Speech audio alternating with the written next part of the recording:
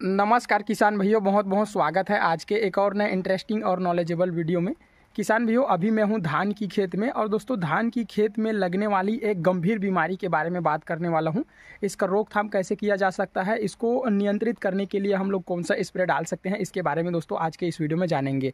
तो दोस्तों ये बीमारी कब ज़्यादातर बढ़ती है और इसके बढ़ने के जो है अनुकूल समय कब होता है, इसके बारे में भी चर्चा करेंगे। दोस्तों किसान भाइयों, सबसे पहले अभी आप लोगों को मैं दिखाऊं, ये कुछ है हमारे तरफ का मौसम।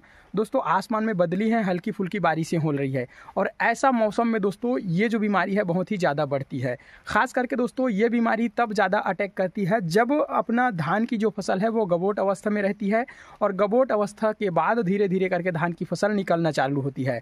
और इन्हीं दिनों में अगर मौसम जो है ऐसा बनता है, बदली वाला, हल्की फुल्की बारिश वाला और 2-3 दिन 4 दिन तक लगातार मौसम ऐसा ही रहता है, तब दोस्तों ये बीमारी बहुत ही ज़्यादा बढ़ती है और तेज़ गति से बढ़ती है। इसको कंट्रोल करना बहुत ही मुश्किल हो जाता है क्योंकि ये जो समय है, ये जो वातावरण है, ये दोस्तों इसकी ग्रोथ के लिए बहुत ही अनुकूल होती है। तो दोस्तों ऐसे समय में हमको क्या चीज़ करना चाहिए? देखिए किसान भाइयों, ऐसे मौसम में भी किसान भाई लोग सही तरीके से स्प्रे भी नहीं कर पाते हैं। अगर स्प्रे कर भी देते हैं तो दोस्तों बारिश की वजह से धुल भी जाता है। अगर दवा का असर हल्का फुल्का रहता है तो दोस्तों इस हल्का फुल्का असर को ये दोस्तों अपने आप में जो है अनुकूल कर लेते हैं। और दोस्तों ये एक प्रकार से कहा जाए तो इनके अंदर में ये जो बीमारी है, इनके अंदर में वो रोग प्रतिरोधक क्षमता पनपने लगती है जो दवा हम लोग डाले हुए होते हैं। तो दोस्तों इसलिए अपने को ध्यान में बहुत ही ज़्यादा इंपॉर्टेंट और बहुत ही ज़्यादा ज़रूरी चीज़ है। अगर आप लोग इसको इग्नोर करेंगे तो दोस्तों ये डायरेक्ट आपकी प्रोडक्शन को प्रभावित कर सकती है। डायरेक्ट आपकी प्रोडक्शन को दोस्तों 50 से 80% तक गिरा सकती है क्योंकि दोस्तों ये बहुत खतरनाक बीमारी है। इसका नाम मैं अभी आप लोगों को बताने जा रहा हूँ। दोस्तों इसका नाम है धान में लगने वाली बीमारी। इसको पेनिकल माइट के नाम से जाना जाता है। और दोस्तों इसकी लक्षण क्या कुछ दिखाई देने लगती है, इसको भी मैं आप लोगों को बताऊंगा। दोस्तों देखिए, ये जो पेनिकल माइट है, इसका लक्षण आप लोग देखेंगे तो चलिए मैं आप लोगों को लाइव दिखाता हूँ इसका लक्षण कैसे दिखने को मिलता है और दोस्तों ये कब बढ़ता है, कब कब बढ़ना शुरू होता है। किसान भाइयों, जब आप लोग देखेंगे आपकी फसल में जो धान की फसल है उसमें अगर गबोट अवस्था आ जाती है, मतलब बालियाँ जस्ट अब निकलने वाली है, तो दोस्तों हमको पता नहीं चलता और दोस्तों ये बीमारी जो है तभी से लगना शुरू हो जाती है जब हमारा जो फसल है वो गबोट अवस्था में रहता है और हल्का फुल्का बाली जो है निकलना शुरू होता है। तब दोस्तों ये बीमारी जो है लग चुकी होती है, बाकी हमको पता नहीं चलता है। हमको पता कब चलता है? जब बालियां निकल के बाहर आती है और 2-3-4 दिन के बाद बाली जो है खोखला बदरा दिखाई देने लगता है, बिल्कुल इस तरीके से। दोस्तों आप लोग देखेंगे तो इसका जो बाली है इसमें दोस्तों दाने का भराव सही से नहीं हुआ है। इसमें दोस्तों खालीपन है पूरी तरीके से और दोस्तों बाली में एक भी चावल नहीं भरा हुआ है। तो दोस्तों इस तरीके से इसका लक्षण दिखाई देता है और दाना, जो धान का दाना होता है, उसमें दागपन, धब्बा, ब्लैक ब्लैक धब्बा दिखाई देता है दोस्तों। और यही जो बीमारी है वो बहुत ही ज़्यादा हमको तब देखने को मिलती है जब ये पूरी तरीके से अपना काम कर चुकी होती है।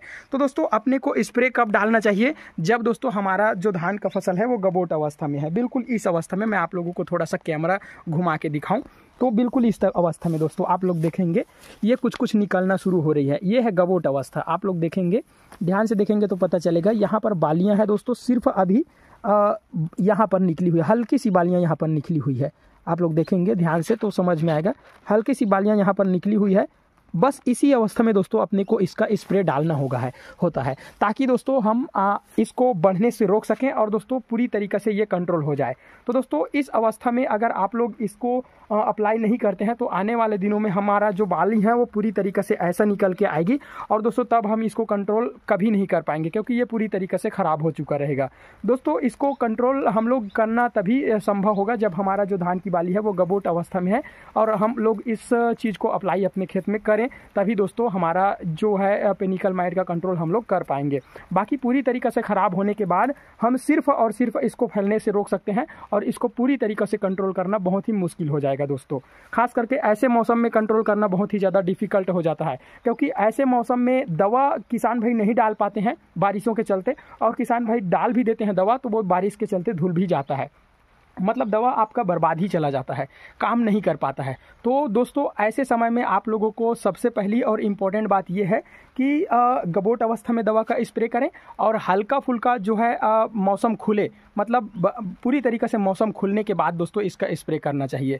किसान भाई अगर आप लोग कहें सुबह करें या शाम को करें, तो दोस्तों शाम को ज़्यादातर 3 बजे के बाद आप लोग स्प्रे करें, बहुत ही ज़्यादा ज़रूरी है। और दोस्तों मौसम अगर ख़राब रहता है तो स्प्रे ना करें, बाकी दोस्तों समय से पहले दोस्तों स्प्रे देना बहुत ही ज़्यादा ज़रूरी है। आप बताता हूं दोस्तों मैं स्प्रे के बारे में कॉम्बिनेशन कौन सा लेना है। किसान भैया कॉम्बिनेशन कौन सा लेना है इसको बताने से पहले मैं थोड़ा सा आप लोगों को ये बता दूं कि इसको हम लोग कंट्रोल करने के कौन कौन से उपाय देख सकते हैं। सबसे पहले दोस्तों अभी मैं आप लोगों को दिखाऊं तो खेत के किनारे आप लोग देखिए इस तरीके से घास उगा हुआ है।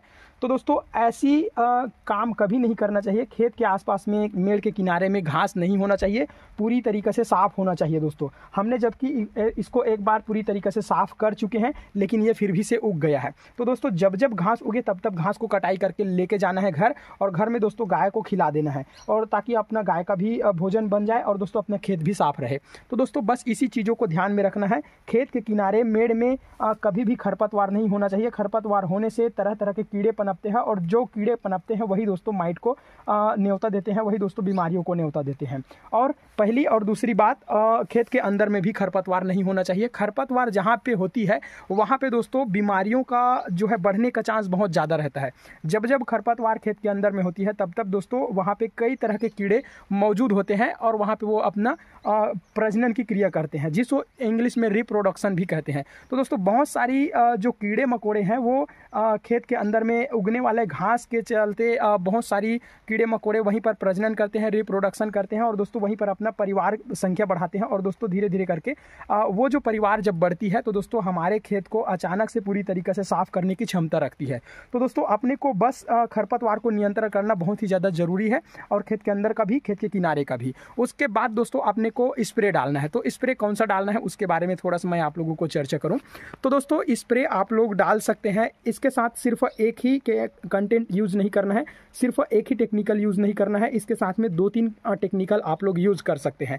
पहला टेक्निकल दोस्तों आप लोग चाहें तो मैं इसके बारे में बताऊं। पहला टेक्निकल है दोस्तों कीटनाशक के बारे में। तो कीटनाशक को आप लोग कैसे यूज कर सकते हैं। कीटनाशक जैसे कि इमामेक्टिन बेंजोएट करके आता है कीटनाशक, जो कि सेवाई दाना के रूप में हमारे इधर जो है बहुत ही ज़्यादा फेमस है। तो दोस्तों इमामेक्टिन बेंजोएट को आप लोग ले सकते हैं बढ़िया तरीक़ा से। 15 लीटर की टंकी में अगर आप ले रहे हैं तो दोस्तों 30 ग्राम इमामेक्टिन बेंजोएट, जो कि ज़्यादातर हमारे तरफ बिकता है, वो दोस्तों क्रिस्टल फॉर्म में होता है। क्रिस्टल फॉर्म कहने का मतलब पाउडर फॉर्म या फिर दाना दाना टाइप का रहता है। तो उसको आप लोग ले सकते हैं 15 ग्राम से 20 ग्राम या फिर 25 ग्राम तक का आप लोग डोज इसका ले सकते हैं एक 15 लीटर या 16 लीटर के टंकी में। और उसके बाद दोस्तों उसके साथ में कंटेंट और कौन सा यूज करना है, उसके साथ में आप लोग कंटेंट यूज करना है दोस्तों प्रोफेनोफोस। ये क्या काम करेगा, प्रोफेनोफोस जो होगा वो दोस्तों इसके अंदर में रहने वाले जो सूक्ष्म कहा जाए तो पेनिकल माइट जो कीड़े होंगे बहुत ही सूक्ष्म होंगे, वो नग्न आंखों से दिखाई नहीं देते हैं। लगभग इसका आकार दोस्तों 0.1 mm से 0.2 mm होता है, जिसको सूक्ष्मदर्शी की सहायता से देखा जाता है। तो ये धान की बालियों में अंदर में रहने वाले जो माइट कीड़े होंगे, छोटे छोटे कीड़े होंगे, उनको दोस्तों नष्ट करेंगे, और दोस्तों ये इस बीमारियों को पूरी तरीके से खेत में फैलने से रोकेंगे दोस्तों। तो आप लोग ले सकते हैं इमामेक्टिन बेंजोएट के साथ में एक टेक्निकल ले सकते हैं, उसका नाम है दोस्तों प्रोफेनोफोस 50% ईसी करके इसका आता है दोस्तों, उसको आप लोग ले सकते हैं। और इसके साथ साथ दोस्तों और कौन सा टेक्निकल ले सकते हैं, इसके साथ साथ दोस्तों आप लोगों को ले सकते हैं, ये मेरे पास है, मैं इसको आप लोगों को थोड़ा सा दिखा ही देता हूं। यह है दोस्तों वेलिडामाइसिन 5% प्लस टिबुकोनाजोल 15% SC। ये दोस्तों यहाँ पे टेक्निकल दिया गया है, इसको भी आप लोग उसके साथ में मिक्स करके ले सकते हैं। मतलब एक 15 लीटर की टंकी में आप लोगों को ये टेबुकोनाजोल ले सकते हैं। टेबुकोनाजोल क्या काम करेगा, ये आपके धान की जो बालियां हैं इनमें दोस्तों वो जो बीमारी रहेंगी, जैसे कि मैंने आपको बताया प्लेनिकल माइट, वो रहेंगी, और कुछ इस पेनिकल माइट के चलते ही हमारा जो धान है उसमें ब्लास्ट रोग देखने को मिलता है, जिसे हल्दी रोग भी कहते हैं, जो पीला पीला पड़ के हमारा जो दाना है वो पूरी तरीके से ख़राब हो जाता है, और बाद में ये पीलापन जो है वो काला हो जाता है, और धान का जो क्वालिटी है, धान की जो गुणवत्ता है उसको पूरी तरीके से ख़राब कर देता है, जिससे हमारा जो धान है वो दोस्तों सही रेट में नहीं बिक पाता। इस जो ब्लास्ट के चलते जो लाई जिसको अपन बोलते हैं ब्लैक कलर के, अगर वो ब्लैक कलर अपने धान में मिसाई करने के बाद भी कुछ दाना रह जाता है, तो वही दाना दोस्तों हमारी धान की गुणवत्ता को पूरी तरीके से घटा देता है, और रेट भी दोस्तों पूरी तरीके से घट जाता है। तो ये दोस्तों सिर्फ पेनिकल माइट के चलते ही ये बीमारी भी होती है। तो दोस्तों ये वही काम करेगा जो अपना वेलिडामाइसिन है 5% प्लस इसमें टेबुकोनाजोल है 15% एससी। तो ये दोस्तों जो अपना ब्लास्ट रोग है इसको कंट्रोल करने में मदद करेगी। और अपना जो अपना इमामेक्टिन बेंजोएट है जो खेत के अंदर में छोटे छोटे कीड़े रहते हैं उसको कंट्रोल करने में मदद करेंगी। और दोस्तों जो अपना प्रोफेनोफोस है वो दोस्तों ये छोटे छोटे इसके धान की बालियों में रहने वाले छोटे छोटे कीड़े जैसे कि पेनिकल माइट, तो दोस्तों ये इसको कंट्रोल करने में मदद करेंगे। तो 3 कंटेंट आप लोग यूज करेंगे। तीनों कंटेंट दोस्तों अगर आप लोग डाल देते हैं गर्भावस्था में, धान की गबोट अवस्था में डाल देते हैं, तो दोस्तों आप लोगों को 25 दिन के बाद फिर से एक डोज डालना पड़ेगा। क्योंकि दोस्तों इन दिनों में अगर हल्की फुल्की बारिश नहीं हुई है तो दोस्तों 25 दिन के बाद नहीं डालेंगे तो भी चलेगा। बाकी दोस्तों अगर आपका स्प्रे डालने के बाद बारिश हुई है और लग रहा है आपको कि दवा धुल चुका है, तो दोस्तों इस टेक्निकल को आप लोगों को 15 से 20 दिन या 25 दिन के बाद फिर से अप्लाई कर देना है। अप्लाई तब करना है जब मौसम पूरी तरीके से खुला है, साफ है, और अप्लाई तब करना है जब दोपहर के 3 बजे के बाद ही इस चीज़ को आप अप्लाई करेंगे, तभी दोस्तों हमारा धान का बाली जो है कंट्रोल कर सकते हैं। और अभी मैं आप लोगों को खेत दिखा रहा हूं दोस्तों, धान का फसल हमारा खेत कैसा है आप लोग देख पा रहे हैं, ऐसा अवस्था है। और दोस्तों अभी हम लोग कहेंगे इसमें आप लोग चीज़ को अप्लाई करेंगे और आप लोग पूरी तरीके से कंट्रोल कर लेंगे, तो दोस्तों ये सिर्फ फैलने से रोकेगा। इस अवस्था में अगर आप लोग दवा डालते हैं तो फैलने से रोकेगा।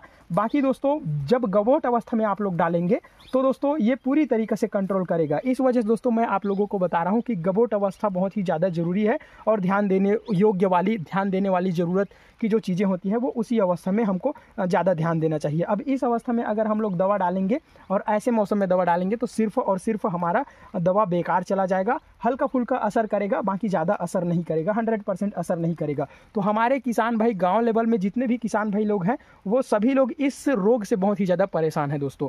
क्योंकि दोस्तों मैं एक वीडियो पहले भी इस पर बनाया है और वो वीडियो भी अच्छा खासा रिस्पॉन्स कर रहा है। अगर आपने उस वीडियो को नहीं देखा है तो वीडियो को ज़रूर आप लोग देख सकते हैं।